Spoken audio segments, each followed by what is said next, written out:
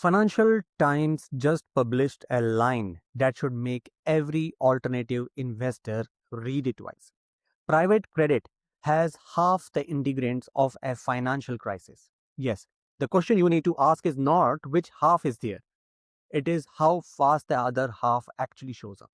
So now let me actually tell you which ingredients are already in the bowl. First, inflated valuations. Private credit assets sitting on a balance sheet at prices that may not reflect reality. Unlike your stock portfolio, which actually gets repriced every second of the every trading day, private credit gets marked once a quarter by the very people who manage it. Now, there is no independent price discovery. Secondly, massive leverage, funds borrowing from banks to amplify lending, layering of debt on top of another debt.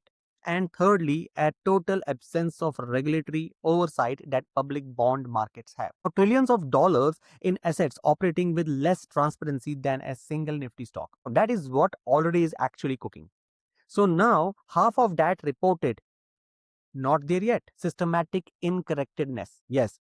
In 2008, every bank was entangled with every other bank through mortgage derivatives. If one fell, they all fell. Private credit today is supposedly more contained. Separate funds, separate investors, separate risk. But here is the problem with the comfort. BlackRock is already gating the redemptions. Banks are pulling back leverage.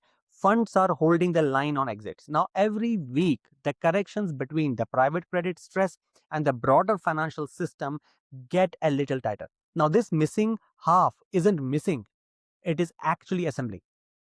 So, if you hold any credit focused AIF or alternatives debt allocation, your quarterly statement might show steady 8 to percent returns, but the stability is the function of how these assets are actually repriced, not what they are actually worth. The day those valuations get tested by an actual market conditions, the number changes overnight and not gradually.